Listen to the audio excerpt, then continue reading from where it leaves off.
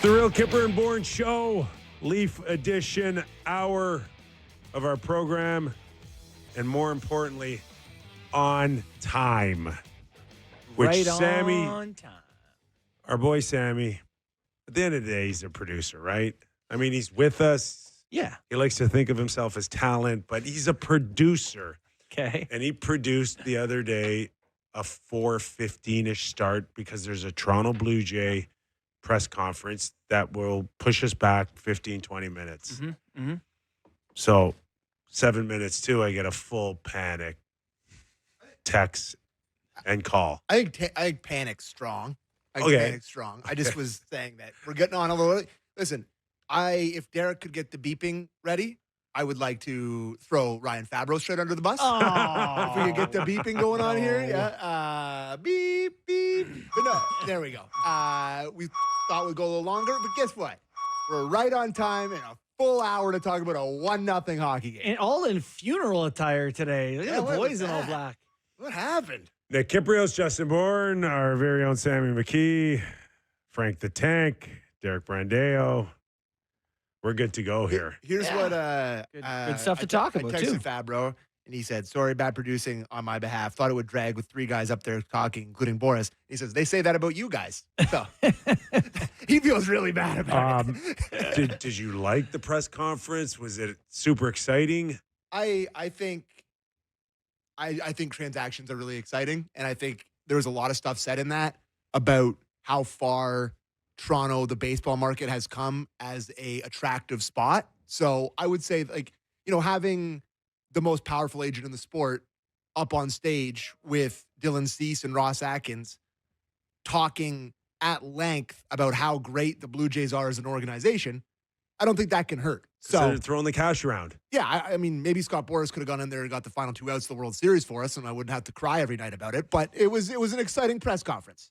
I liked it. Good things for the Toronto Blue Jays. So, yeah, Dylan Cease was very Short. serious and short about the team getting the most out of him and him getting to work. I liked it. What, $200 million? 210. 7-year, 210. 210. Yeah. Deferred money. So, what have you heard about the city? He's like, I talked to Kevin Gosman. He said it's great, and all the boys say He's it's like, great. I heard they're paying me $210 million. He's like, yeah. I think he would. Did they mention anything about traffic at all? I think. Well, it's great in L.A. Where's traffic good? Gonna go what city in the major Go leagues? play with the Brewers. You're laughing. Ours is worse than LA's. No, it's Ours is the worst in North America. Is it? I think Worse so. than LA. Worse than LA. I don't Plus- think so. Potholes. I don't think LA has potholes like we do. Kipper, you came in today, blew in hard. You're like, the traffic today, the traffic. I'm like, what was it that I did bad? have to drive through it today. Did you? I did. Where are you coming Wasn't it from? 5 minutes from there? No, I had a meeting. Oh. Yes, and I had to actually use the Don Valley parking lot. Oh, I mean, today would be probably Yes, the worst possible day not to do it. fun, not fun. Snowing. But that's okay. Yeah. Because we had fun last night. The Jays win again. Leafs. Oh, did I say the Jays? Yeah. Oh, God. Just used to the Jays winning. I am. See what Sammy's done to me? I know. He's turning me into baseball. Leafs win again. Yes. Did you guys get the picture of my lamb chop? I did In the lamb alumni chops box? and asparagus. It looked like you were having a nice time in the alumni box. If we can break down that picture, Yeah. the interesting part of that was Tater tots? yes. It's I a was like- weird side. I was like, wow, this looks wonderful, classy, beautiful. Tots. Trailer park. That's to change it Napoleon up. Dynamite in there. You can only go with the baby soft potatoes so often. Yeah, fair enough. Fair You enough. know? So you went over to the kids' table and got the tots. I did. Attaboy. I did. All right. Where do we want to start off of last night? Big picture, back in the race. You want to break it down to the Hildebeest, or JB, I'll let you start. Well, that is a good question. Standings are probably, we could leave that sort of talk for later. Let's start with talking about the game last night. I think over the last 5 games, the Toronto Maple Leafs have allowed 2 5-on-5 goals. Yeah. Chalk it up to goaltending, chalk it up to a little bit last year, keeping things away from the net and to the outside. They seem to have found what they looked like last year, Yeah. where you never go, boy, they pumped them. They just bumped them. But they win. They keep the score down, they get a couple, and they win. So first shutout of the year, Dennis Hildeby, tip of the hat. Hildebeest. I talked yesterday about how the first game back from the road trip is often a dead one where they're not great and they don't respond, but they looked a lot like they had earlier in the season, and I was kind of hoping that they hadn't just turned back into the early season Leafs. And I would say that last night, the way that they looked, specifically in the second period for me, fellas, was an encouraging sign towards the rest of this season. You wouldn't even recognize last night's game compared to what we saw for the first month in terms of time and space that the opponents had against the Leafs for 3.5 weeks. Well, 4 weeks. I'm on record at that time as saying they didn't look coached. Yeah. Yes. And that's how bad it was. Yeah. Like, I can't tell what they're trying to do. And it looks like you can see coaching. Now and I'm sure for Berube's part, he's not changed the message. We know him well enough to know that he's not reinventing the wheel. Yeah.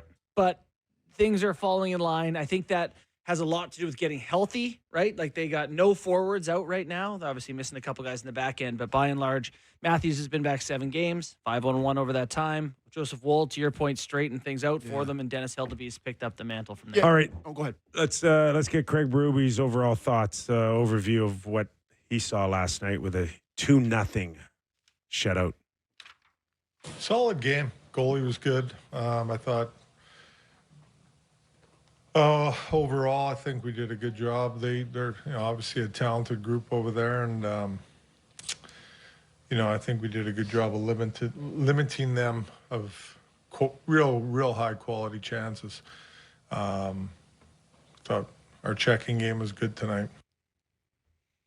He's not too excited about anything. No, which is good. I am interested to jump off that and actually hear from Hildeby. Have you guys had much experience hearing or seeing Dennis Hildeby do words? This is the reason I cut the words he did. Did you? Because I wanted you guys to hear the words. All right.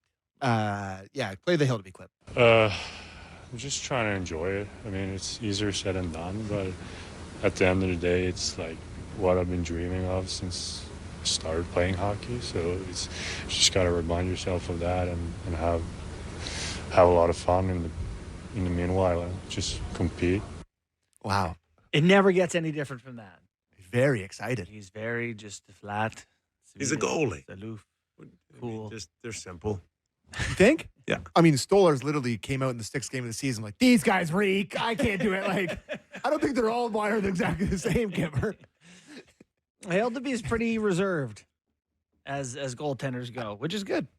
I don't think it's a coincidence. Like, I saw Jonas Siegel said in his article today, and the tweet was like, the start of the season, they were getting 877. In the last 7 games, in which they've got 6 points, if they've got points in 6 of the last 7, their save percentage, I think, is .956. It's not really rocket science here to see why this season's turned around. And I think they've been better defensively, clearly, so that's helped the environment for the goaltending. That's how I feel about it. For sure. But, like, there have been games mixed in there. Specifically, I think the game against Montreal on Saturday night, it was a miracle for them to get a point. They weren't very good. The one against Columbus with Joseph Woll. There's a few in there mixed in where if they don't have the goaltending they have, they don't get the points. But you're right. It's been a better environment. How much do you push this now? We've done this now. There's the 3rd goal that we've done this What do you with. mean? Hey, and they're 0 for 2 when they push. Yes. So, like I said, No, yeah, great question. how far do you want to push this? Well, I would say, so thankfully, they don't play till Thursday. And then it's Saturday, Tuesday, Thursday. Assuming Joe Woll is eligible and able to play by Saturday, I assume he won't By play. Saturday. That's the timeline they gave us. Said a week. Would you? What, A week to what reason what? would I not believe them? A week to come back. They've given me nothing but reason to believe. To step on the ice, to have a practice, but to play. Well, by IR eligibility. Yeah, you're right. He hasn't done anything yet. You're gonna be off the ice and then step on and play. Well, all I know is you don't that need you can't be afraid to 3 play or 4 days of practice. Artur's Akhtyamov. I'm afraid of it. Well, you can't be. I think you have to. But the way the schedule You have to works, play you're him definitely at some doing point. Hildeby Thursday. You're definitely doing it. Yes. Yes. Right? He's 2 You're starts. right.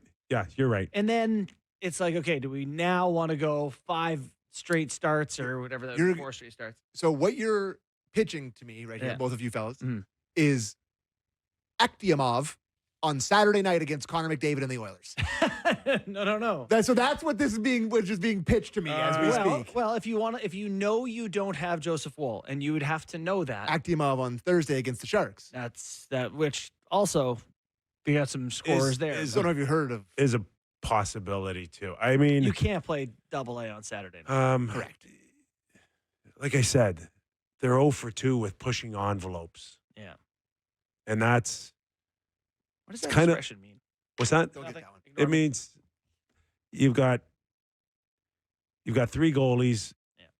coming into training camp this year that have never played the real part of a bona fide 50-plus Right.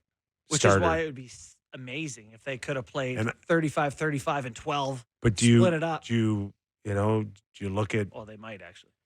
Hildeby and just say, I'm just going to ride this horse?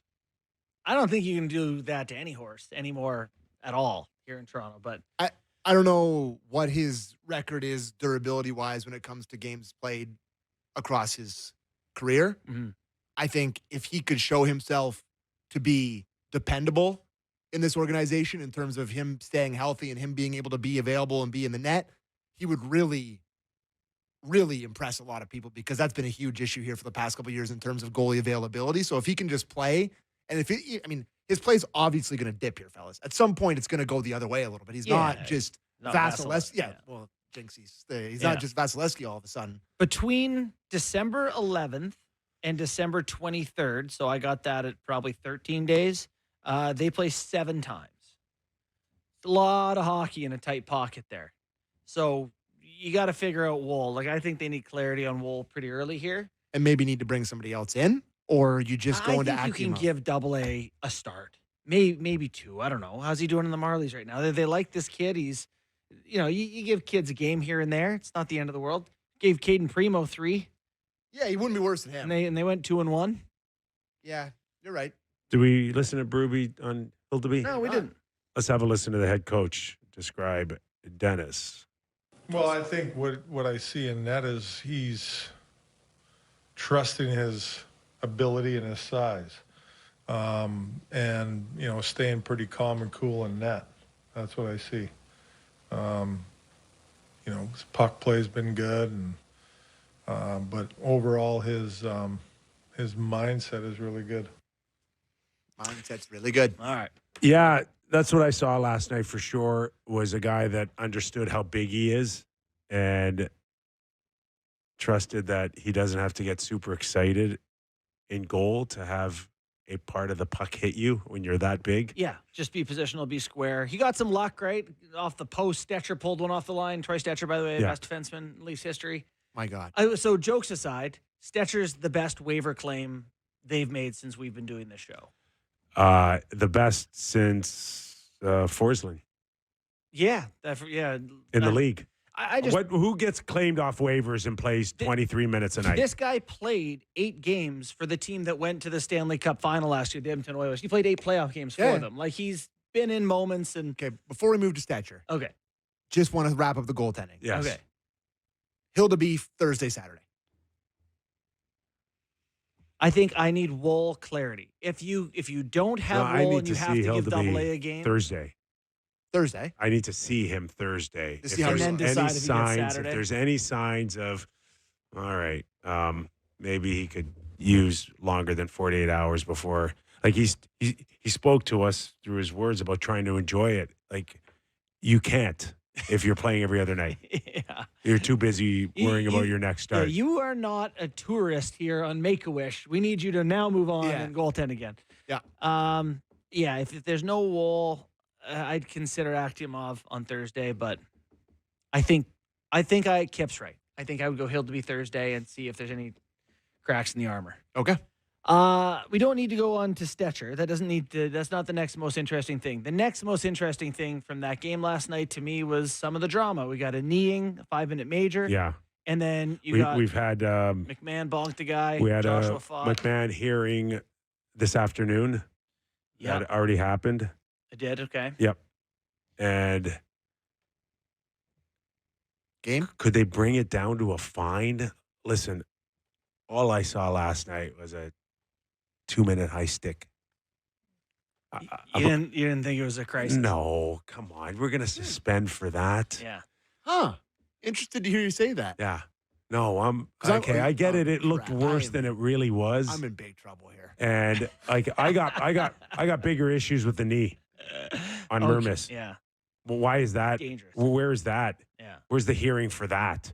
And I've seen way worse not be suspended in the league already this year than what McMahon did. Mhm. I'm sorry, but that's not a game for me. You want me to go, Sam? Yeah, go ahead. Yeah, I don't think it's a game. To me, force is important here. And McMahon's stick is up from whatever, and he means to bonk him on the head, but he Yeah. got 5 in a game, in a tight game. I don't think it wasn't like Brashear or Yeah. even Bill Guerin. Like, So where are you? Am I wrong? No, it's just we Freaky Friday. I think he should have got. I think he should get a game. And I've taken it like Why? because Are you me now? I guess. you guys are in each other's bodies. But it's just I've been taking a beating from my Leaf fan brethren on X because I said that it probably should be a game. Yeah. Like, does intent not matter? No.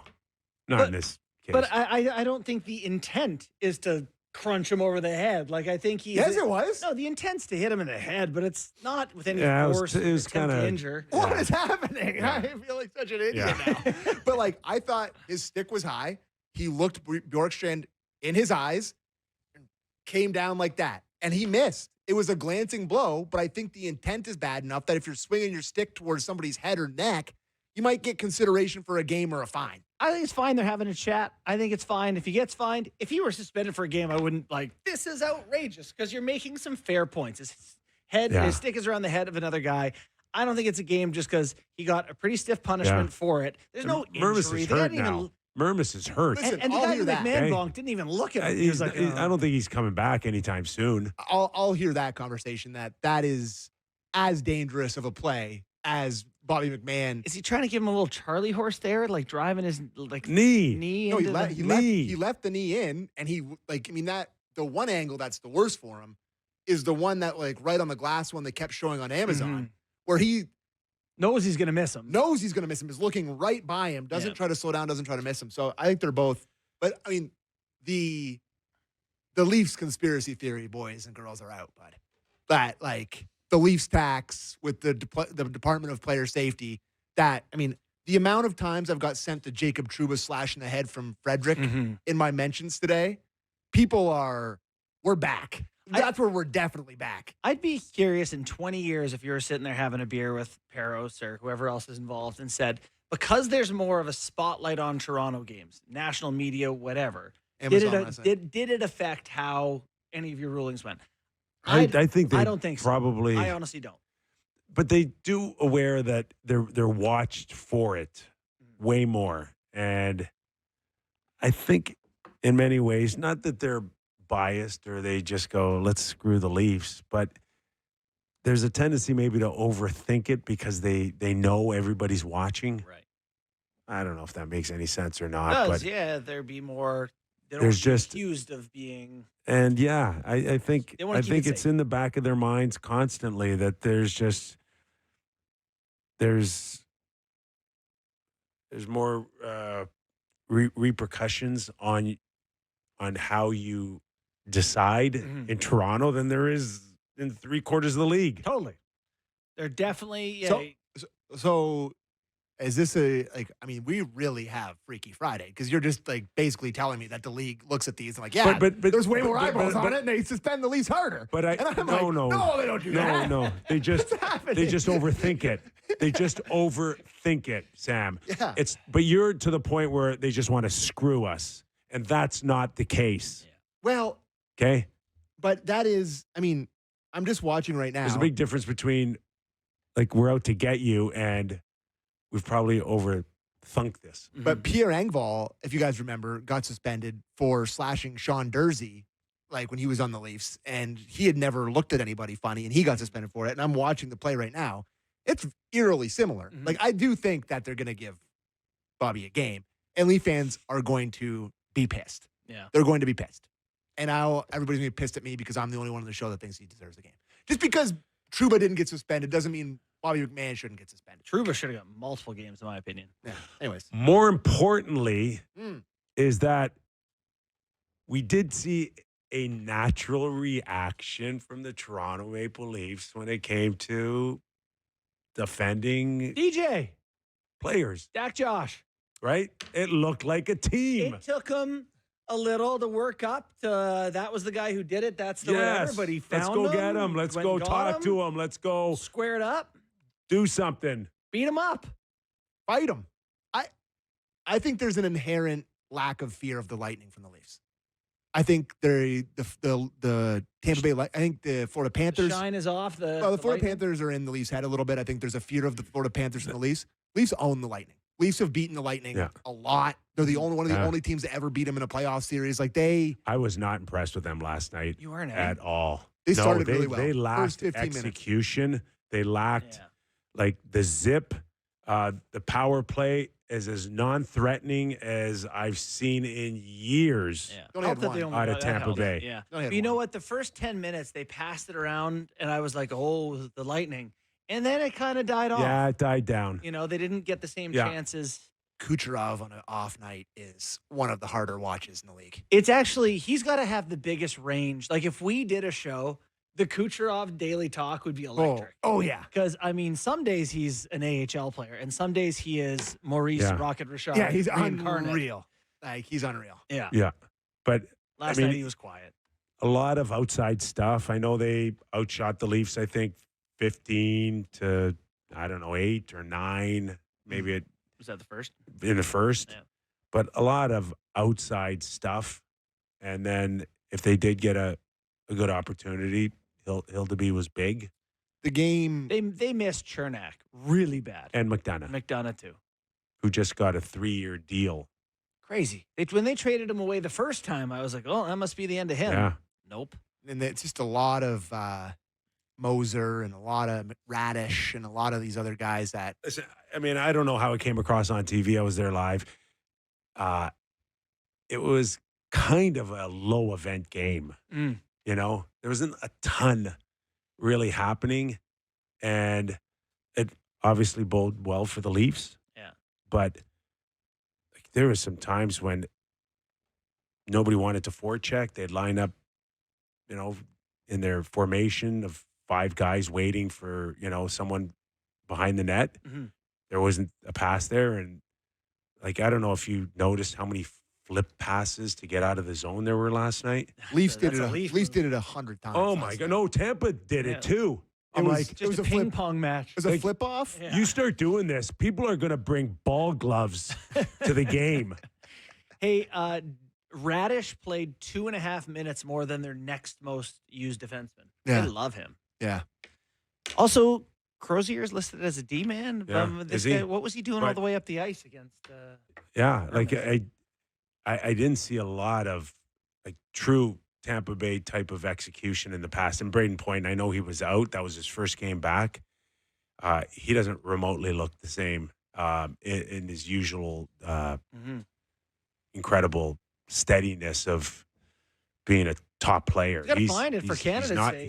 He's not anywhere near where he needs to be. You know who I do love on that team, and I think he finished dash too. Last night he didn't have any points. Obviously nobody did because they got shut out. But I do think that Gensel is one of the most underrated players in the Yeah, league. he tried to go back door on a play. It was Yeah. really slick. And, you know, he cross-checks Oliver Ekman-Larsson right near the goalie, tries to cross-check him into the goalie. Like, he's in the net front. He's always in people's faces.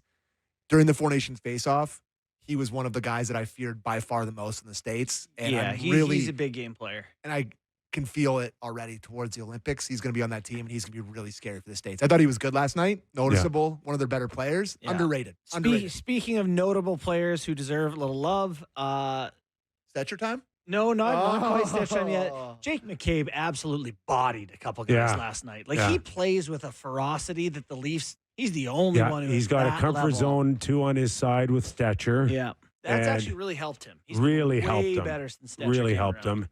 And he's got a nasty streak to him. Yeah, he's an old school dude. Yeah, he is. I think that's maybe the most important part of Stetcher is how much better he's made McCabe. Good point. Like, I mean, he's just those guys. I mean, Chiefs have alluded to it a couple times, but they found instant chemistry. Yeah. And he's just playing on his right side.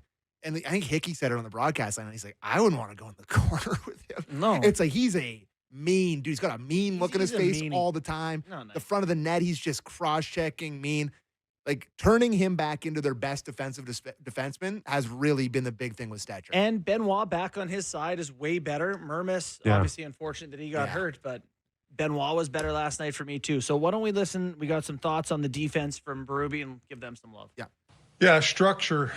I think, just defend in the middle of the ice against them like we talked before the game. It's a very good rush team over there. We wanted to keep it to the outside as much as possible. And I thought we did a real good job of that. And, it wasn't a high event game, but I'm okay with that. Oh, yeah, I bet. Not just okay with it. You should be thrilled with it. What you've been trying to do. Is this it from here on in? Is this the kind of look that the Leafs have to win? Bad? low Hockey. Like, boring event. Low event. Yeah, that's what they want. It is what they want. Yeah. It's not what I want. Willie okay with that? You know the answer to that. You're asking that question for a reason, you know what bro. the answer to that is that Willie's not going to do it. He's just going to keep Willieing when he's out there and everyone else can do it. That's, I mean, and then the coach because goes, it stop seems that. And he'll go, it okay. seems to be Wasn't a lot of willying last night. It seems to be a little out of sync, right? Like in the perfect world, you want this tight defensive game, and then you want your stars to go out and do their thing. But right now, there just doesn't seem to be a good mix yet. That whole second line needs help. Tavares, we talked about yesterday how he was overused in Matthews' absence, and now he's got no legs. Cowan's in a stretch where he's looking, like it's a lot, right, to jump to the NHL. Willie has died off. There's no one on the line that you're like, that guy pops right now. They might need, if anyone needs a shuffle, they could probably use something. I don't know what the fancies are, but I think 3 of the lines on the Leafs have been pretty good, but it feels like that's the one that has been. And actually, they got the softest matchup last night. So that line should have been. But not better. even just last night. For 3 or 4 games here, it feels like they've been underwater a little bit. Yeah. And maybe, I don't know, Cowan, maybe try Lawton with them to kind of give them a little shot in the arm. I wanted to ask Kip your thoughts on, can we get Lawton up in the lineup at times? Maybe he doesn't have to live there, but could he play wing with Tavares and Nylander and get some pucks and provide some pop? Last night you said in our group chat, he popped every time he was on the ice. Hounding the puck. Yeah, no. He's definitely an energy guy. He's turned himself into a guy that you can rely on, right? I think he's got him where he wants him right now. 14-20 last night. But That's a little higher than Yeah. I think his wheelhouse is 14 to 16 and a half, depending on. But that's right? 2 or 3 shifts that you put him up there with Willie and Tavares Tavares. played 17-40 last night. I could handle Lawton for around that. I think to your point, I would like to see more of that for sure. And we've seen it on the power play where these guys are coming off like 50 seconds. Don't get the job done. It's a whistle. Sorry, off. Let's go. Second unit. They should just, I don't know, guys. The power play, I got nothing else new to say. But It's now arrived into 31st in the league. A 0.1 percentage point better than the Los Angeles Kings, who are dead last. They're 13.7. Kings are 13.6. We've been watching this team. This is our 5th year doing shows together, but we've been watching the whole Matthews era. It's the worst I've ever seen it. Oh, by far. There's nothing good about it. There's not one thing where I'm like, oh, the breakouts, oh, the structure. They're getting nothing anywhere. It's getting worse, feels like. It is. It's definitely getting And worse. again, how much do you want to tax that on the defense and the goalie, because that's how they're winning right now, right? What do you mean? Right. I'm just saying you could that relieve the pressure on those things if you score a couple a power play goal Last would night's 3-0, you completely change how you take some weight off the shoulders of a Hildeby right now, or McCabe, or dare I say it, Stetcher right now with his 23 plus minutes, right? I mean, you're like a couple bad icing and a post was the difference between 2 points or 1. Yeah. Right? Or Kelly Yarncroc looking at an empty net and deciding to do a turn back. That had an effect on How many guys do you have to deke? Yeah. Just shoot Like it at some towards the point, net, When man. I was a challenge kid, the I had to D-man. deke 10 times, like five, and then they catch up to me and I'd have to do it again 5 times. You're just Lane Hudson. Move it! He was looking for guys to deke. How many physical power play goals have they even scored this year? Oh, I don't know. And they've given up a couple shorties. They got to be about +5 or something on the power play all year. It's been just rancid. I mean, we we did it yesterday, but I'll do it again. You got to just go nuclear. You have to do it something completely different to get them out of the. Like they go back to it last night, but there's just so much pressure on it, and it's all those 5 guys that think they're supposed to be doing it right. Just do something to alleviate the pressure so it looks different for a game or two. They're not giving up shorthanded goals. Ah. That's a plus. Like I never thought Mitch Marner was an awesome power play player. Like I he went 100 games without a power play goal, but obviously he could control the play for them. The best it's ever looked in this whole era was when they went to 5 forwards last year with him at the top. He was able to at least get them in the zone and set it up and help make the right pass. Yeah, for me, he was never not electric at it, but they don't have anyone who, Cowan might be that one day. Willie could do it, but Willie's not a thinker like Mitch saw it better than Willie in that regard. I don't know. Morgan should be simple and should be able to move it, but then on the flanks, I don't know, man. It's just you got to go to 2 units at this point. We talked about yesterday getting a couple passers out there. You got to do it. You got to make the switch. 2 units. 31st. Yeah, it's mind-boggling. And how much money is on that top unit?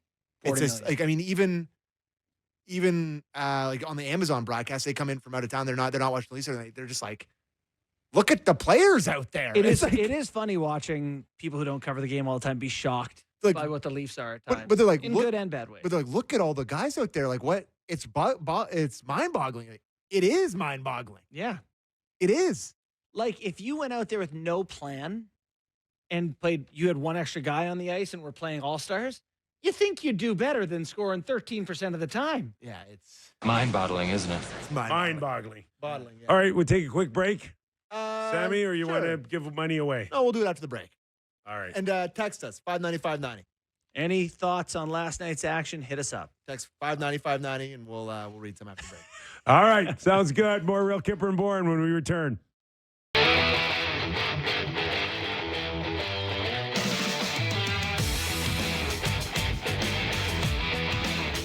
Welcome back to the program. Nick Kypreos, Justin Bourne, Sammy McKee. It's the Real Kyper and Bourne Show Leaf Hour edition. We'll get to some texts. Yeah. In the meantime, are you going to do... Yeah, I'm going to do this, but I also am dealing with a lake of coffee over here. Sammy spilt his And it coffee. happened about 30 seconds before we came back, so we just got to leave it. It's a disaster. It's a disaster. We're not surprised. No, I know. I've been spilling stuff my whole life. Who wants to win a bunch of cash while doing the best thing this holiday season? Sportsnet 590 The Fan is all in supporting the 50-50 Fortune for Sick Kids. It's a 50-50, so the more money we raise, the more kids we can help, and the more holiday cash you can win. The current take-home prize is over $346,000. Buy your tickets at 5050fortune.ca or text the word money to 59590, and we'll send the link right to your phone. 18 plus. Please play responsibly. Standard message and data rates may apply. Lottery license RAF 1518410. Nice work. Nice job, Sammy. Okay. Before we get to text, just want to get your thoughts on Maccelli.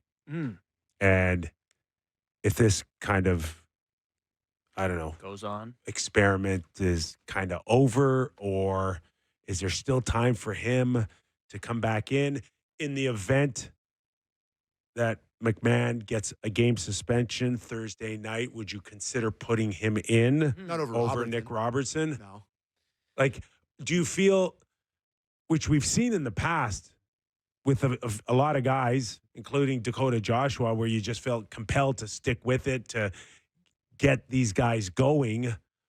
Are we past that for Maccelli? Like, here's the good news. He's scheduled to play more games still this year than he did last year. You know, But yeah. He's only scheduled to score, I think, 6 more points. Here's my thoughts on this. You know, Nick Robertson, to me, is a better fit with Nylander and Tavares right now. Like, get in there, let him have a chance to score against some lesser competition. Get him back into that top 6 where he had some success. Cowan can be good as a forechecker, working with, Lorentz and Lawton, whoever, whatever that sort of group looks like. So, no, Maccelli's not the next guy to plug in for me. But the one thing that Maccelli has going for him is I don't really feel like he played himself out of the lineup by being terrible. Like, he just didn't find it right away. And then they got healthy, and other people played well. I don't think anyone thought he'd be this effective or Cowan would be this effective. He's on pace for 11 goals. Like, what's your interpretation of terrible? Well, I mean, he wasn't making bad plays. I didn't think he was turning a ton of pucks over. I actually thought at times there's life in his step, and he can make some plays where the Leafs don't have a lot of guys who can. Yeah. So I don't have him as a guy who I've given up on. Not that you were going to replace Mitch Marner, but he was the one guy that you thought out of all of them, Nick Waugh and Dakota Joshua, that he had a chance to put up 60 points. It felt maybe to me, 70 on a good run. It felt to me like they had 3 lottery tickets between Cowan, Maccelli, and Robertson. Small skill guys, and they're going, we need 1, 2 of these guys at least to take. You know, Cowan, I think, has been good. Robertson's Maccelli been better was than above those expected. guys. He was Sure, above. and they started him He was there. above. But Kip, the early part of the season here, the Leafs were not. They didn't look like themselves. It was a discombobulated, disorganized group. Maccelli was a part of that for sure, but he's kind of been. So even more reason than to put him back in. Well, I think now that they have found their structure and look better, he'll have more of an opportunity to fit in, see how he looks with this group. I don't think he's great. I'm not going. I'm just saying. If I'm the GM, I just traded a 3rd rounder for him. I'm not giving him 16 games, 10 of them in the first 10, and going, okay, like I'm done with him. I think if they had a chance to get rid of his $3.2 million contract, they'd do it today. Yeah, I actually agree with that too. Just based on 3.2 is a lot for what you might get out of him. Can I ask you that in that vein, they just seemingly lost Mermis for I don't know how long, but that didn't look good. And he was grabbing on his knee and he couldn't put any weight on it, so it didn't look pretty. That's a shame too. He's been really effective. And I thought Benoit was immediately better with him on his pairing. Would there be a team out there that would be like, hey, problem for problem, our depth guy, defenseman that's not playing that you need to fill in on the bottom? Like, because we can't do the Myers thing again. The Myers thing is unfortunately sailed. Like, so I don't know if there's another team out there that's looking to get rid of a defenseman, like a bottom half of the lineup guy that's could fill in. But I think there's enough teams looking for sure offense that could hang their hat on. Maybe we'll strike lightning with this kid. Yeah, but it would have to be money in, money out. Yeah. All Not right. sure how that who that math's for. I look at Seattle and they're sinking like a stone. What else? They can't score. Like, yeah, maybe they take a flyer on him. Yeah. I don't know what they have Would on the their Leafs back have end. to eat $500,000? Boy, if you trade a 3rd and then have to eat and after playing the kid 12 games. Was it or a what's he 3rd? I played? thought it was a 4th. No, it was a 3rd that if he scored 50 and they made the playoffs, turned into a 2nd Kip. Scored how many? I'm 50 sorry. points. 50 points. Okay. Sorry, I meant points. That was that was misleading. That's well, okay, good, that's all right. Needless to say, it wasn't going to be 2nd if it needed to be 50 Yeah. goals. Yeah. Yeah. The Myers thing's unfortunate because last year in his limited run to the Leafs, he showed flashes of like, oh, okay, he's got some offensive play. He's big.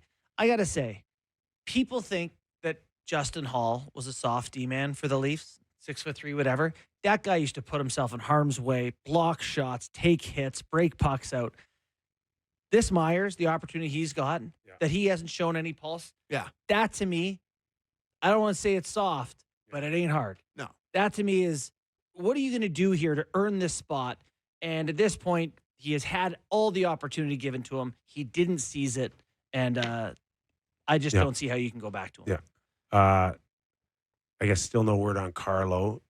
No. Tanev is coming up to what might be about 6 weeks now. And there is a sense that they're going to come to some sort of decision on whether or not he needs some surgery or not for whatever's ailing him. Mm-hmm. So you saw a video of him yesterday skating, looking good. I think it's now just a matter of when he takes contact, when he plays, does it hurt? Does he feel like he can take more contact without incurring more damage? So it's like the risk assessment stage of this. Yeah, then we've mentioned neck stuff before. Yes. Spine, disc, whatever. It's something going on back there. Something's going on back there. And whether or not if they decide whether a surgery could help alleviate some of that. And in the event that that would have to happen, what Yeah. we know about those sort of procedures, it is a long recovery. There's a belief that if they do it, he will not be out the rest of the season. You could do surgery and see him this season? Yes. That's surprising to me. Shocked. Yeah, me too. It's not what I've heard. That would be great news for the Leafs if the idea of getting him back.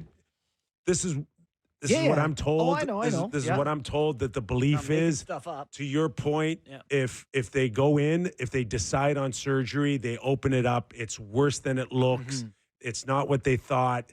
Yeah, it could be. There's always the thought that no, we don't want to take a chance, or we're not ready to give you a green light the rest of the season. Yeah. And you weigh pros and cons of where you are. And Yeah. that's always the case. But as of at least being optimistic, and we've heard Craig Berube be a little optimistic, albeit he is with most of his guys. They think that if they do choose some sort of procedure, that there's still a chance for him to come back, which I think is great news. Can I tell you what I hear in all that Yeah. is there's no win for the Leafs fans or the Leafs team this year because one, you have a guy who's going to try to make it work. He's going to play through it, and every shift is a risk of it all coming unglued. Yeah. Two is a guy who would have a procedure who, let's say he could come back. What level of athlete are you getting who has not played hockey for 4 months and suddenly is like, here's playoffs at 36? He or ain't whatever it is. 23. No. So there is a level of what happened to him, and then what happened to him specifically with all those years of wear and tear on him. Yeah. So there's so many factors going in on if we're just talking about a specific incident, Mhm. or if we're just talking about a body that naturally starts shutting down on an athlete in the latter parts of his career. Like, I stopped playing at 26. I'm in my very early 40s. And I wake up, my back is not great. My shoulders sound like Rice Krispies, like my knee and hip. Buddy, just stop right now. I don't So what want to you're- look at you. I know. that you're too young. I don't want to hear it. But So what Kip, you're telling me is you're not going to go full Phil Rivers. no, but Kip, you played till you were in your 30s. Yeah. I was a And- young 30 too. Yeah, okay. 33, 30.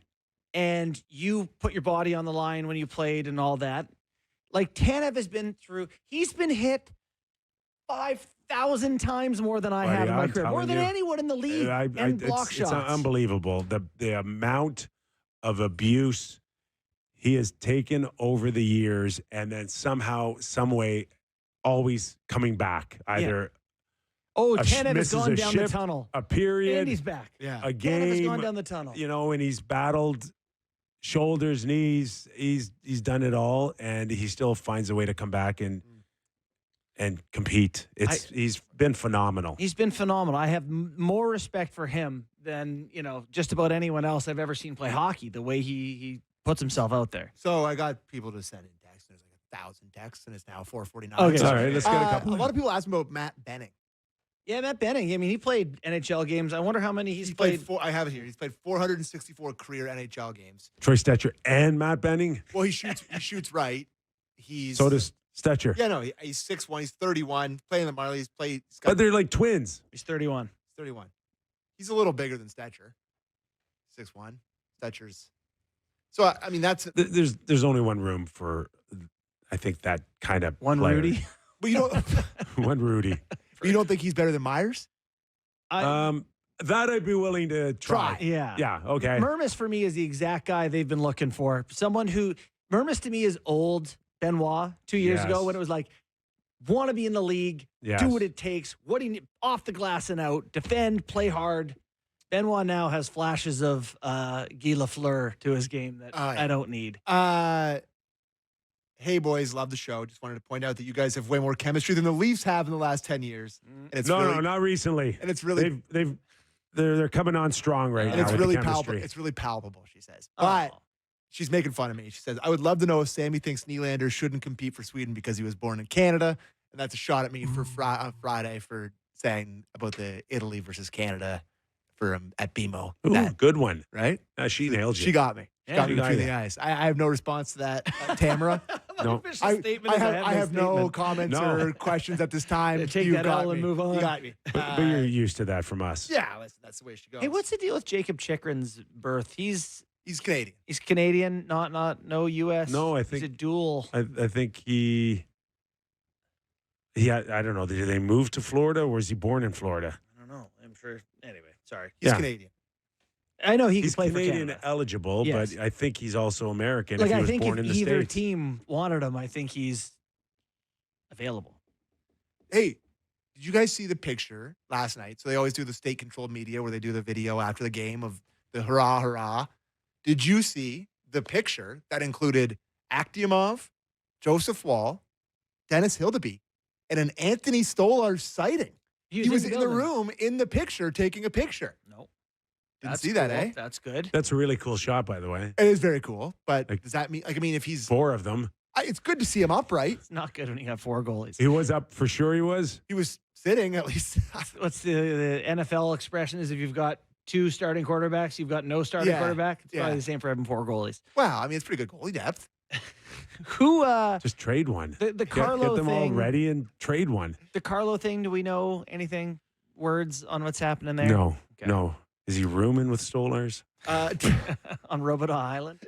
Jay from Mississauga, where does Troy Stetcher fit in when Carlo and Tanev come back?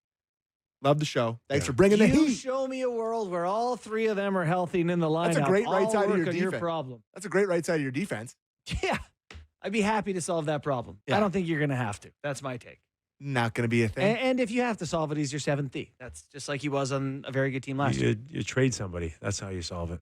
Anytime the Leafs have an excess of value anyway, you're like, ship it out. I'm telling you, that's how desperate they are for assets. It would be And fun. they need Hildeby is to suddenly do worth something. something.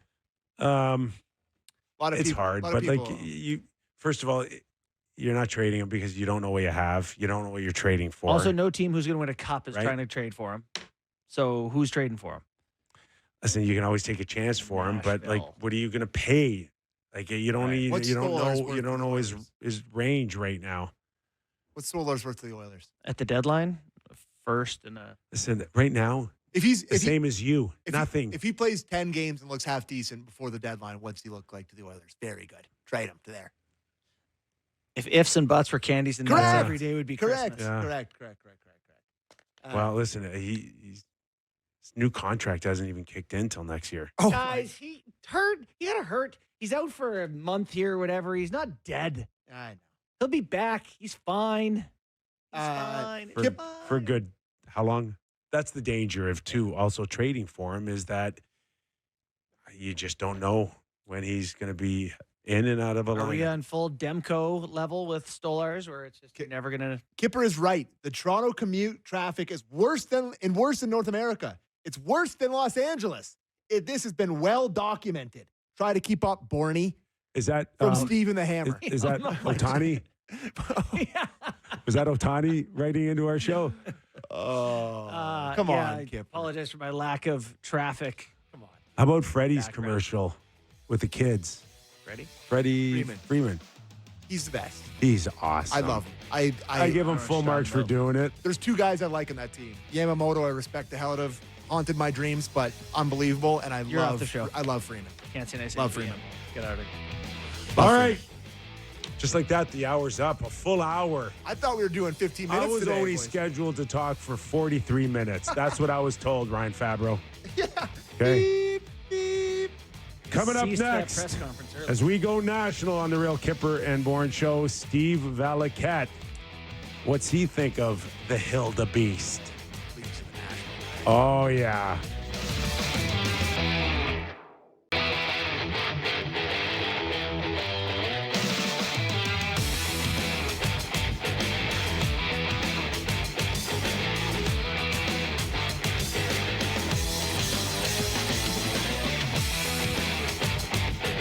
Time to go national on the Real Kyper and Bourne show. We are live on SportsNet, 650 in Vancouver, 960 in Calgary, and streaming always on SportsNet Plus.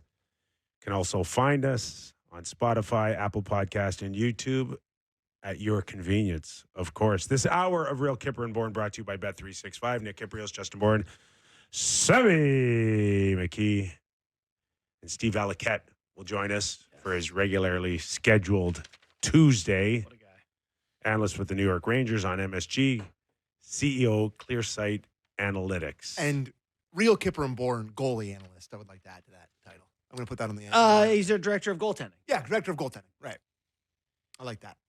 He's going to tell us a lot of things in terms of He's a seer. who's hot and who's not. Okay. A lot of quiet talk around Another the good night. goaltending in Edmonton. So will he revisit Dude, that, you the think? Leafs the Oilers are fixed. They're fixed. They're fixed. They're fine. back. They're fine. You know what? They're going to play great. Skinner's going to do better as a result, and they're going to go, "Hey, Skinner's back. This is the best he's ever looked." Maybe. You know what? Then they'll put up the numbers, and they'll say, "Well, he's doing just as good as the guy they're trading for. Just keep him." And then they'll go to the conference finals and they'll play Dallas and away will play Ottinger. Then they'll go to the finals and they'll have to pull him in game 5 and put in Pickard and lose in game 6. With the No, they'll move. They'll with the flip Pickard. with the exception of Colorado and Dallas right now, like, who really impresses you in Washington. the league? I like Washington a lot. They've Yeah, really come on. 5-on-5, they're good. The He standings just are shot down Washington on you a little bit. I think they're really good. I the think they're well standings coached. are a mess. They're a mess. A mess. I don't ever recall it ever being like this. As of yesterday, Detroit was out of the playoffs. They were 10th in the Eastern Conference. They won their game last night. They're now first in the Atlantic. They jumped everybody. Good night. There you go. Good Best night, team in the Vancouver. Atlantic. Vancouver Canucks fans seemed really pleased with the effort last night, but the Canucks 4-0 loss. Yeah. Booze raining down. So Boo. I look at the Lightning now, which they drop with Red Wings win last night against Vancouver by a point. And so they get off to a horrible start, Tampa Bay. Horrible. 1-6. Then they get hot. And I watched the game last night against the Leafs where I thought they looked horrible again. Yeah. They And lost 4 this in a row is- now. I think this is 95% of the league right now where you can go stretches where you're okay, and then you go through stretches where you're like, boys, you're no good. No. I sorted the divisions and just looking at the Atlantic, no team has more than 6 wins in their last 10 games. In the Metro, only one team has more than 6 wins in their last 10 games. Like, everybody's got 4, 5, and 6 wins. Who is that? Who has more than 6 in the Metro? Oh, your Capitals. Red hot. Plus 28 goal differential. So, They're a real team to me. Yeah, I think you're right. well, I think you're people right. I want like to. Leonard a lot. People love looking at those standings and saying, love the parity, No, I don't. Do they? right? Yeah, they do. They do. The parity word, people love. Oh, this is like a Trump thing. No one said that. People keep coming up to me and saying, sir, we love the parity. No, the commissioner likes it. That's who matters. No, it's past. Yeah, I know. That's the I gotta tell key word. Kipper, I've never had one parity conversation. Really? Never. Who likes this? You want the mid HL? I don't like it. No, there's a perception out there that every market's in. Well, And every that's- market's that's the in. hook. Yeah, That's that the is good part. That's the league's That hook. it's healthy for the league to have markets who all feel like they're in it. The NHL is a tribal sport, and people follow their own team more than the league. I'm So not, yes, yeah, I'm not talking about the actual product, Right. Which I said, we're seeing a lot of low event games lately. Yeah. 2 nights ago, there was 6 or 7 teams that started at 7 p.m. and after their first period, there was only like 6 goals in total. yeah. Right. So, I mean, outside of sometimes the challenges of entertainment and intensity Outside the challenges of entertainment, yeah, and intensity, yeah. like look at Sammy. Like the Leafs aren't playing a highly entertaining brand of hockey, but he doesn't care. He just wants 2 points. Correct. There might be a lot of markets like that. We'll throw up the West standings right now. Let this fascinate you. The Calgary Flames, right back in it. 3 points out of a playoff spot. Right and back in it. 4 from last in the conference. Yes. Yeah. There you go. Look at the Flames. They have played themselves 7-2-1 in their last 10 games. They've participated in a few low event games too. And this is what parity does. It's like, God, if they win a couple of games, they're right in there. And so it keeps your fans believing. That part, yeah, I buy into that. That's why Gary likes it. Gary's job is to keep the owners happy. The owners are happy when people think their teams are in it. Bad news. When they make the playoffs, and that's their money. Well, but also people keep coming to the games when they think you got a chance. When they know in November that you're not making playoffs, people stop going, and I got to believe people don't like that. It's tough to climb the standings, unfortunately, because every game's a 3-point game, right? So the Flames don't actually have a chance, but... Okay, let's Flames go to better Steve sell, boy. They Valiquette, better analyst sell. with the Rangers, MSG, CEO, Clearsight Analytics, to break the tie here in terms of, am I right, Valley, when I say that the catchphrase is parity and how great it is that a lot of teams are still in it in the standings? Or did I make that up? Well, I think the owners love it. I don't know if we love it. No, I want good teams and I want bad teams. You know, like there's not a lot of storylines, guys, unless you like comebacks. Like, look at the Rangers. They were out of it 2 weeks ago. They had a great week last week. They beat Dallas. They beat Ottawa. They lost in overtime to Colorado, lost in overtime to Vegas. And I have to say, those 3 teams, Vegas, Colorado, Dallas, those are 3 really good teams that I would take out of the parity conversation. It was the first time we've seen Vegas like fully healthy. That's a really impressive team, guys. They came into MSG on Sunday, and you know what? They look pretty damn good. Like, that's a good team again. When they get Mark Stone going the way that he's going, and everybody's their third line was like, you're looking at it, I'm like, oh my God, this is an NHL Stanley Cup winning third line. So they're deep, they're good. Colorado was flying. Dallas is dynamic. Those are 3 really good teams out west, better than any team that I've seen out east. Belly, is this our first time being welcomed into your home? Or is that a fake background? No. I'm in St. Paul, Minnesota. This is the hotel we stay at when we travel in the NHL. And am I paused right now? No, you're good. You're good. Oh, okay. Yeah. And you know what it reminds Just me in of? time based on the decor. Does it remind you of the children's show, The Comfy Couch?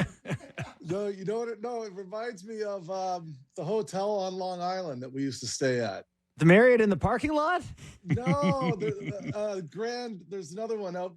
Yeah, I can't remember the name of it. Anyways, it's like being in my grandmother's house. But yeah, I'm here for Scott Gomez's Hall of Fame. Hall of Fame induction. Is he around? Yeah. Get him on our show. Yeah, I was gonna drag him in here, but I lost him at the bar.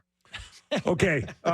Weird. Listen, I know we're gonna go through our various goalies here, but buddy, what's going on with your union? You're dropping like flies. What's happening here? Vasilevsky now gone again. What do you see? So, you know what? I've been talking to a lot of people about this. I know a few doctors around the league, talked to some other trainers. You know what? It was interesting because I had this conversation yesterday with Matt Nickel. I called him up out of blue, and thankfully he answered, and we talked about it for quite a while. And he gave me some really good insight, just the way it used to be, because he did work with the Leafs 25 years ago. And, you know, what he sees now, he's working with Ottawa. But I thought it was interesting talking to him because I could bounce some ideas off of him, because I remember being on the plane sitting beside Chris Drury and saying to him, you know what, we haven't had a day off in like 32 days. And I remember going to practice periodically during the year when we did have a day off. And I remember Henrik and I not doing as well as sharp, and our goalie coach saying, don't be too hard on yourselves, guys. You had a day off yesterday. And I remember saying to myself, like, what exactly does that mean? Because, you know, I had a day off. I can't feel as finely tuned as I usually do. And it is that. And it's almost like your body, the way that Matt Nichol and I had this conversation yesterday, it has to tear to grow. And whether you're in the gym working at max and then, doing your recovery and everything like that afterwards, that's where your growth happens. Right now, what I believe is that recovery is almost more important than the exercise itself. We have such an emphasis on recovery in the NHL right now. We don't practice. And maybe some of the mediocre play is because the passing isn't as efficient as it is, or the goalies are getting hurt because they're not working to max every day. Like, guys, our goalie coach, he had a counter in his pocket, the one that the bartender would have, or the bouncer rather, when you're going into a nightclub. I used to go to the one in 427 Airport Road there, Palazzo's. I don't know if you guys heard of it. Really popular in the 90s. Yeah. And they would just, count us for the butterflies. And when we'd reach 300 butterflies, they'd kind of tell you to, slow it down or do a little less for the rest of practice and not stay out for an extra 20 minutes. But in a 300? game, 300? oh yeah, we would be at 300 because Bourne, we'd be 30 minutes before everyone came on the ice. Back in those days, we'd go an hour for practice, hour 15, and then, we'd stay for an extra 30 minutes My after. God. You do a little shoot around with the boys, and you don't leave until everybody's happy, right? Oh, I would never leave. I never left. But even Lundqvist, he was so bad that, like, man, I wouldn't even play the night before. I'd be hanging out by the bench, having some water, watching him take breakaway after breakaway. And here I'm saying to myself, like, when is this guy ever going to get off? Like, I'm done. And I didn't even play last night. But I just feel like we went to exhaustion more. And I wonder right now in the NHL, if you're not pushing yourself and going through the wall enough, then maybe you're not necessarily doing the right thing with over recovering. And maybe your body isn't in shape for gameplay because you're not going into splits often enough the way you would in practice. Something's missing. And it's almost like between recovery and being able to stay out longer than you should with an injury, it's just perplexing.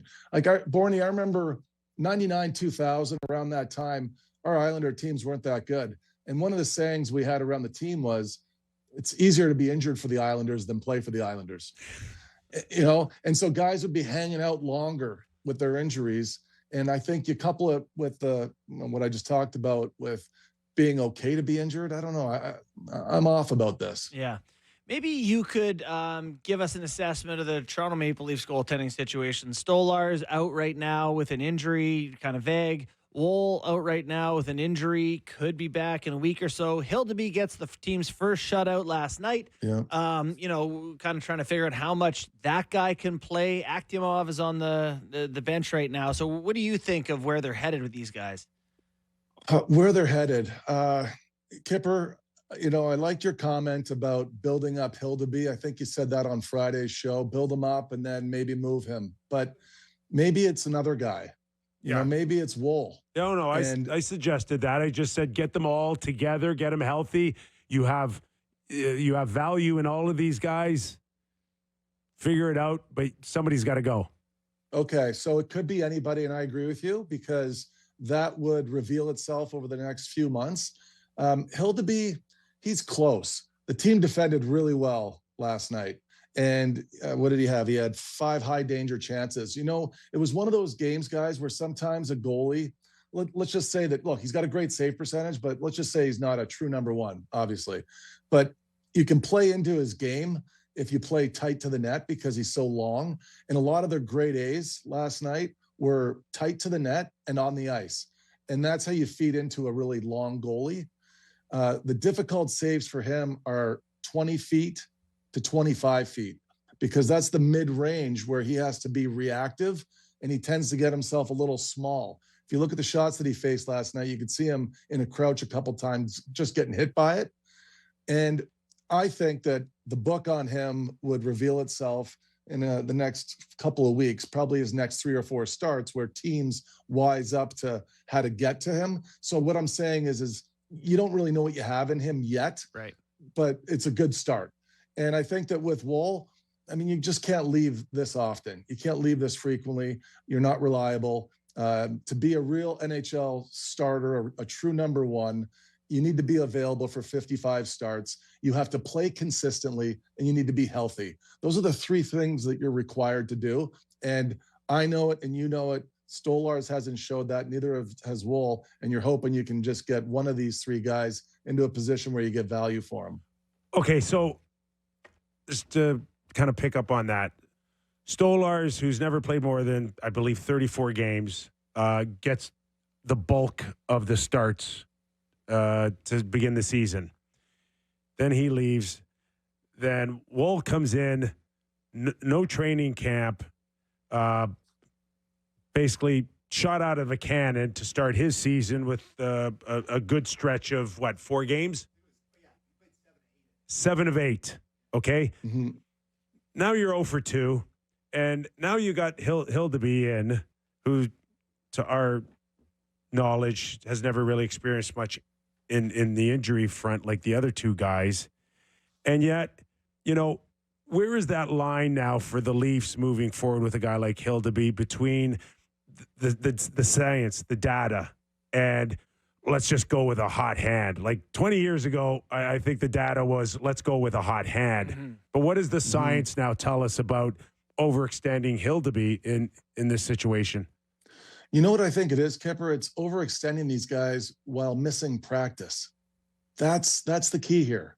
We didn't get injured like this, okay? Do you know why I never played? Henrik never got hurt in 4 years, not once, And this guy pushed himself to the limit, pedal to the metal all week long in practice. Took every shot you could take. And I'm telling you, the guy was so good on breakaways because he never got off the ice after practice and took 20 extra minutes of breakaways. I'm seeing goalies around the league, breakaway save percentage is down this year. Why? Because guys aren't practicing. But I think it's leading to injury. You can't just run somebody 6-7 games and then never practice. It's like stretching a dry elastic band. That's what it is. You're not working somebody enough to exhaustion to then bring them all the way back and have them have growth. So that's the issue. Why are these guys getting hurt? They've never had support. You had to run somebody. First, it was Stolarz. Then he got hurt. Then you ran Woll. What's going to happen with Hildeby? We'll see. He's younger and he doesn't have an injury history. But, I think that's the key here. Get these guys back on the ice for practice so you're not going in there so cold. There's no time anymore. It just seems like there's no time to practice. So how do you manufacture that? How do you recreate 84 that? games next year. I'm telling you, the day off thing once a week, pretty overrated. When if you've got a travel day, that counts for a day off, but it doesn't count on the player's piggy bank. And then you get a second one because you haven't had a full day off because your previous one was a travel. So that's 2 days off. And then you play with an optional pregame skate. And we used to get in the gym for a good 25 minutes after games and just get enough of a lift in so that you had something there with just keeping your muscles moving. These guys are full of testosterone. They're all in their 20s. They've got plenty of energy. Hey, look, I cover enough of these games. There's nights where 20 minutes of ice time, and I don't even know if they got any cardio in. They have to go on the bike afterwards. Yeah, it's crazy. We'll stay on some of the guys around the league because there's lots of injuries, but great Canadian goalies. Hellebuyck out. Demko rumored to be returning soon. Teams maybe calling on him. What's your thoughts on where Demko's at? Well, I think it's where's Vancouver right now? Mm-hmm. Where's Vancouver and where are they with their rebuild, rethread? I don't know what you want to call it. I think for them, they have to figure out defensively what they're doing so that they can actually have a product where you can have a goaltender in the net that matters. Did you guys see the Andrew Kopp goal last night? It was yes. backdoor, wide open. Okay, Vancouver's given up that seam more than anybody in the NHL, Bourne. Mm-hmm. And it doesn't matter who's in your net. That's a positionless goal. There's no goalie there. It's a slam dunk, right? Yeah. So I did a bunch of work on this today. The low east to west is going in more than any other goal, the Andrew Kopp goal. And I think that, I'll stay on Vancouver here for a moment. I think if you're Vancouver, you want to know where wins come from. And where wins come from is getting more scoring chances than your opponent. In expected goals, it's 2 more expected goals than your opponent, you win 77% of the time. So that's question number one. But question number two is, where do those scoring chances come from and which ones matter the most? Well, it's the low east to west, and it's also net front, shots from the point. You've got Quinn Hughes sliding up and down the blue line, delivering pucks. Mm-hmm. If they had that type of offense, then you're talking about a team that has a chance to climb the standings. But they're ranked low there. They're ranked low on the east to west, defensively, offensively. When they were 7 wins, 8 losses after 15 games, they were one of the worst teams in the NHL, but maybe a little bit blind to it because their record wasn't so bad. Right. And now they're one of the worst teams in the NHL, but I think they must know that they needed to be the first to know, to be able to make next steps. When I was looking at this today, I took a look at teams that had +2. If you're +2, meaning you have 2 more of those low east to west, those Andrew Kopp goals, 2 more chances like that per game than your opponent, you win 73% of the time. But it's almost worse when you look at it the other way, where if you get beat by 2 in that particular game, you win 27% of the time. So you're looking at it both ways. And what I did here was I looked at all of the goals that have been scored this year in the NHL. We're at 2,629 goals have been scored this year. And 20% of them, 510 goals, have been scored low east to west. And then the net front, 441 goals. So that's 17% of the goals are being scored that way. And we know that number goes up in the playoffs. But those are the 2 ways that most teams have to fix their scoring chance problem to give themselves the best chance to have an advantage at the end of the night to win, no matter who your goalie is. Vancouver, 50 low east to west chances against this year. That's worse than the NHL. Wow. So if you put Demko in there, who's had few injuries, all lower body, at what point does he get overextended, especially if he hasn't had that practice time? One of the things that I don't think we talk about enough is that the goalie's groin can pull 2 different ways. It can pull for a stretch, going for that east to west chance, or it's just pulling on its way in, because when you recover up to your feet after you make a butterfly save, you're always sucking in one of your legs. You get up with one and the second leg is pulled in. And I bet that Joseph Woll was probably feeling a little bit of that because he'd missed so much time. And now you're going through practice, even though it's limited, but you're getting into games. And every time you recover back up to your feet, you're sucking your leg back in. That groin injury usually hurts or injures at the beginning of a goalie's season. You're watching and listening to Steve Valiquette, analyst for the Rangers on MSG and CEO ClearSight Analytics. These ever-moving trends for scoring goals, can it affect a shooter? Like I'm looking at 2 in particular, Pettersson in Vancouver and Austin Matthews in Toronto. And if you're not picking up the vibe on these different trends on where scoring chances, is it affecting them? Is that possible that at one time 100-point guys have turned themselves into 50 and 60 until they pick up the rhythm again? You know what, Kyper, there's a couple of things that I would pay attention to if I was Austin. And we touched on it at the beginning of the season where he's not getting enough of those passes across the ice that he had gotten 2 years ago when he scored 69 goals. And this year, Austin has had 4 chances, the low east to west chance, back to the Andrew Kopp goal, and he scored 3 of them. So he's still the finisher. I'll run you through these goals too. The 3 that he scored, it was a 2-on-1 versus Nashville, pass from Nyes, slam dunk goal. I think it was his first of the year. And then a 2-on-1 goal pass across from Nylander against the Rangers, and a 2-on-1 goal against Carolina. This was last week. Domi passed it to him. Right? So those are the 3 goals that he scored, but that's only on 4 passes, Kyper. Like, he is either not getting himself open frequently enough or doesn't have the players to pass it to him and find him, or he's not getting it off his stick quick enough. And I think oftentimes this year it's been number 3. Do you remember the scoring chance he had last night? It was Morgan Riley in the first period passed it to him across the ice, and he caught it, Yeah. and he stick handled it Yes, twice, yeah. and then he shot at Kyper. Kyper, that used to be off his tape in one sweep. Either he was one-timing it, or he would just catch and in one motion shoot it. And Johansson was on the other side of the net when it touched his tape. He dropped his jaw, collected it, dusted it off. By the time he looked up, goalie's in the middle of the net, it was an easy save. But that's one that's on him. And I don't know, again, I listened to your show. Maybe he's got a bad back and he doesn't feel good getting around on pucks like that. But part of that's on him. When he scored 69 goals, guys, he scored 17 goals more than the quality of chances that he had. Best finishing player in the NHL over 4 years. And this year, what do I have him as? -2.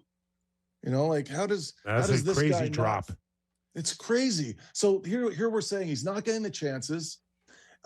He's not getting himself open for the chances. Maybe it's because he's not getting the passes and he's not getting it off his stick the right way. Now, when I look at the offensive teams that are dominating, guys, over the last 2 years, Columbus, Washington, Colorado, those 3 teams have scored the most in the NHL at 5-on-5. And those three teams have one thing in common. They have the most chances in grade A spots that they choose to pass instead of shoot. Okay? We started keeping this stat this year, and we went back and retrofit it for last year.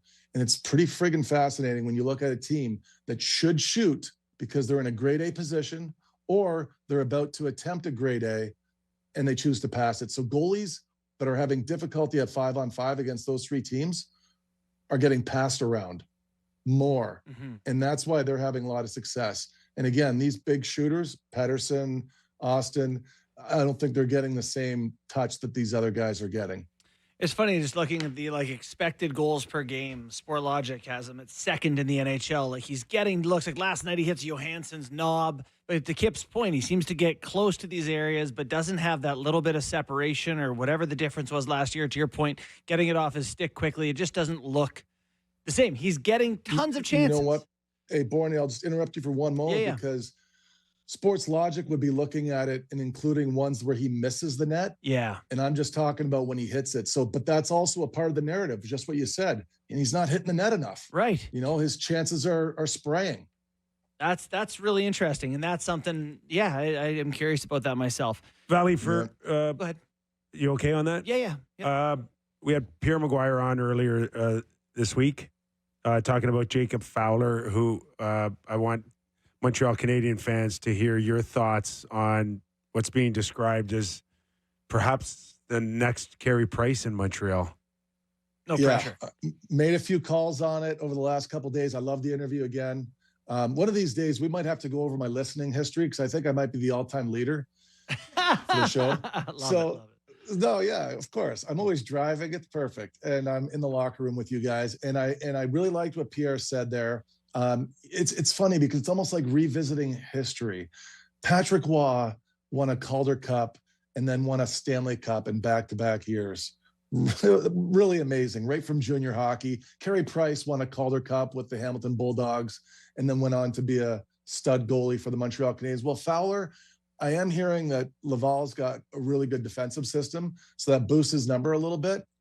And this is sort of what it looks like here, Montembeault's having some difficulty, not just on screens. Like I could pull apart the technical game, but he's also having difficulty when the team gets up by a goal. He has the worst save percentage when the Montreal Canadiens get up by a goal. And that to me, guys, that's mental, because you're giving back leads now and that becomes a habit too. And the score of the game impacts the overall feeling and the mental state of every goalie. Every goalie's felt this. I'm telling you guys, it's not the same to stop a breakaway when your team is up by a goal versus down by 4 or up by 4. So he might be going through something there as well. We talked last week about Dobish. It wouldn't be a bad idea to bring him in and just give him a game or two. And maybe you can get one of the other 2 guys to agree to a stint. And guess where you're going? To Laval in the American League that's got a good defensive system. Right. It's not a bad idea. It's not a bad idea. Montembeault is the second worst performing goalie in the NHL right now. The worst is Binnington still. But Montembeau's the second worst. Oh, Canada. So, yeah. Last one, real quick. Just we're starting to pick Olympic teams. This Jesper Wallstedt in Minnesota is still atop the NHL, .936 save percentage. This kid, the real deal. Yeah. Oh, that's where I am right now. I'm in St. Paul. I was at the See the rink wall today. of St. Paul. I saw the wall of St. Paul. So this was interesting because we had Ottawa this past week, Thursday, and I was preparing for Allmark to start the game. So spent a lot of time on Allmark, and then they played Maryland. But as I was going through some discovery on Allmark, I kept this note for the show.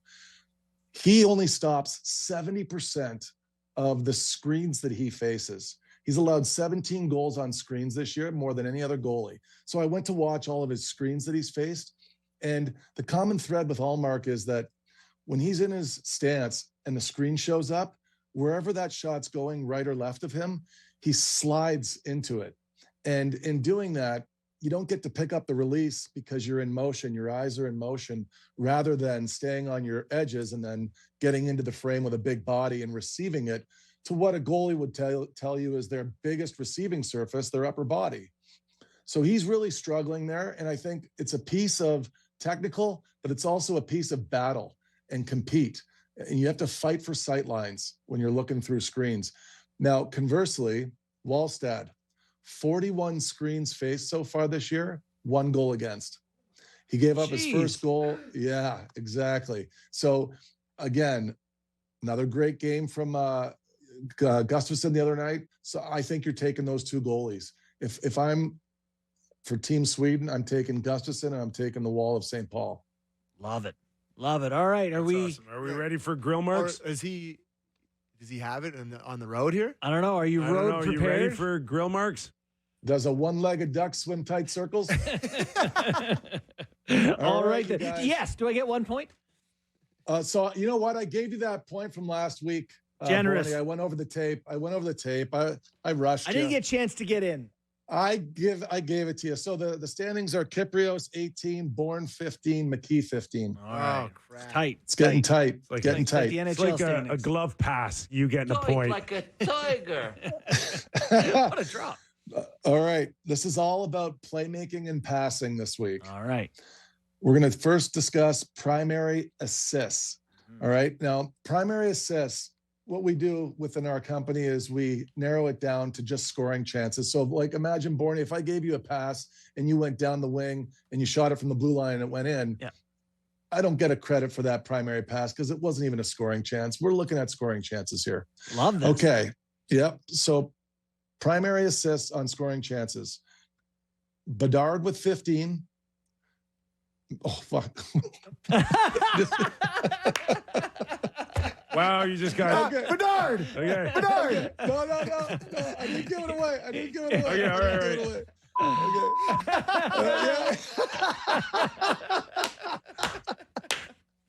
You got to get out of that room. I knew I shouldn't have went out with Gomer before this. Okay. All right. McDavid All right. or Okay. Celebrini. So it's either Bedard, McDavid, or Celebrini. All right. I'll go first, and I'll take Celebrini. Bedard. I'll say Pretty smart pick. Bedard. Celebrini. All right.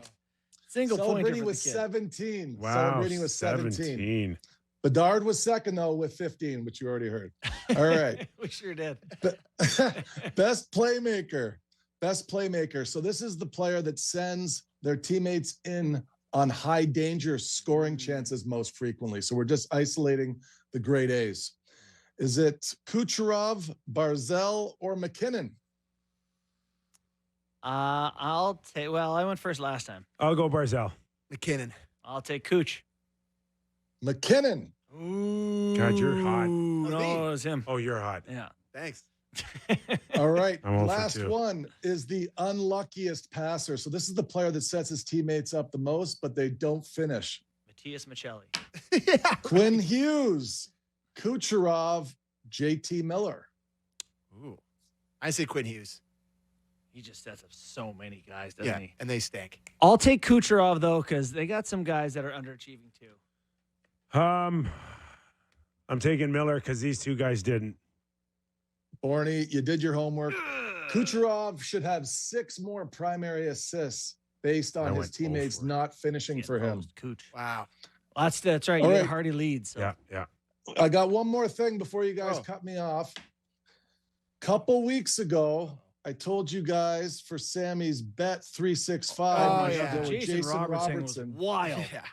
And he went hot after that. But you know what? I'm kicking myself because the next guy on the list, once they usually get to -5, -5.5, that's when it's a good bet. Mhm. It was Carter Verhaeghe, and then he went off last week. So I'm kicking myself that I forgot this last week. This week, it is a Jesper Bratt anytime goal, New Jersey at Ottawa, and he is almost at -6 goals against his expectations, Wow. which means he's due. Wow, this Brad. is the good stuff. Brad. Like a library book. Brad Way overdue. Wow, he's a little bratty All with right. his earlier comments in this show. Valley. Get back to Gomer, will you? Yeah. Yeah. All right. Boy, oh boy. Twin City stuff today out of you. You know, Love it. boys, have a good one. Thank you very much, and I'll see you next week. You Oh, you betcha. know what? Valley. Last thing, you never noticed the hat. Go Jays, It's all go! black. We can't see it. Oh, What- Jays logo. Oh, yeah. Oh, What is it, the all right, Jays? The Jays, All yeah. right, all right. all Yeah. right. Great. It's on Little the too team. Told you, dark on I the like screen. those pictures we're signing too. I love that we're a we now, Valley. We're No, one of us. we're. One Yeah, of yeah, us. I'm on the team. All right. Thanks, All right. Valley. Stay See you, safe out boys. there and warm. Yeah, it's free. Yeah, it's snowing here. It's brutal. Bye-bye. Brutal. See ya. Steve Valiquette, man, he brought it today. We just abused him. That was Yes. that was a long segment. He Sorry, needs Valley. That A was shower after. Our segment. First potential F-bomb in a long time. No, we didn't swear. No, he's a good guy. Come on, I would never say that. It's game time. So I bet 365. Visit the app. Try again. Here we go now. Sammy McKee. Let's dial it up. 2. All right. It's game time presented by Bet365. Visit the app, latest odds, and see why it's ever ordinary at Bet365. Must be 19 plus. Ontario only. Please play responsibly. So I had this whole plan about game time today because the Northern Star Award was awarded today, which is the formerly Lou Marsh Award, which is the top Canadian athlete for the year. And Shea Gilgeous-Alexander of the Oklahoma City Yes. Thunder won it. Are you aware what their record is right now? I know last I checked, they had 1 loss and maybe 21 wins. In 24 games this year they've played, they've lost one of them. Their record is 23-1. And early in December, they are plus 135 to win the NBA championship. My goodness. And I thought that, I was talking about this a little bit with some of my buddies today. I feel like this is under talked about in Canada. Like if this was 15 years ago, 23-1. all we'd ever talk about is that the potential MVP of the league again is a Canadian guy. So I thought that was cool. Thought I'd bring it up. But now I have to find what Jesper Bratt's number is because he nailed that Robertson thing. So I'm going to quickly pull this up. Give me an anytime Jesper Bratt goal tonight at plus 260. So here's what you need to know. If you bet that, 3 games in a row or something like that, and you Feels like it might hit. yeah, you're gonna break even. If you bet it every day for the next 2 weeks, you'll probably do pretty good. He's on fire with that stuff. So anyways, that was game time presented by Bet365. Visit the app for latest odds and see why it's ever ordinary at Bet365. Must be 19 plus. Ontario only. Please play responsibly. 23-1. 23-1. That's absurd. This And is the all-time with the Bills loss. Or sorry, Bulls, I think the they're Bulls 70. I lost. think it's 73, maybe, or 73. If they got to 70, Definitely yeah, they're on low pace. 70s. Well, yeah, they're on pace to lose 3.5 games. It's crazy. It's crazy. Okay, let's take a quick break. And when we return, a little Olympic talk. Bill Daly spoke on that today before everybody broke off of the Board of Governor meetings. A big hit last night. The Zookster, Ooh. Zuccarello, went down hard. Yeah. We'll get your thoughts on the hit. And, of course, the Buffalo Sabres taking it on the chin last night to Calgary. What do they do moving forward? That and more when we return to Real Kyper and Bourne.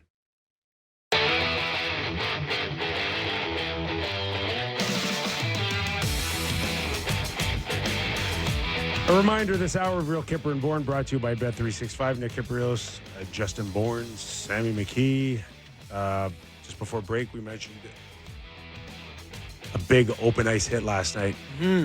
Zuccarello and Vince Dunn. Vince Dunn hit people? He did last That night. seemed very out of character. Like this was a hit that attracted the attention that you would think a hit like that does, because in real time, players don't necessarily know if it was a headshot or not. We get to have the luxury of playing it back. Oh, I framed it 3 times. Yeah. There you go. But here's what I don't get is like Zuccarello, who is a long time tenured NHL player, small, knows his way around these areas. He's looking right at him. He sees him coming, and he kind of cut into a shoulder that he wore equally. So body, head, hip. Your conclusion was, though, that it was a clean hit and no initial contact on the head. Well, it was a body check. He's going through the body, and whether the head is the first thing hit or not, he's going into the body. They're pretty low. Zuccarello's low. He had to be on his knees to not touch his head. IIHF, that's a suspension, but not in the NHL. Is it? Oh, yeah, you can't touch the head. And even if you hit other stuff first. But we just said we're not even sure if that happened. He definitely hit his head. Raised his head? No, after? he smoked his head. But he hit his body at the same time. He smoked his head. I thought the majority of the impact was on the body first. I think it's all simultaneous. You do? Okay. All right. Maybe you watched it 10 more times than I did. I don't know. You didn't think it hit head. I thought it was a wonderful body check. Yeah. I concluded the same thing. I think, like you said, it's weird that he would put himself in that position, but he made himself incredibly eligible to be hit, and he got hit. Yeah. And then there was a fracas. Then it was a good fracas. Then it went Donnie. sideways. I am kind of drawn.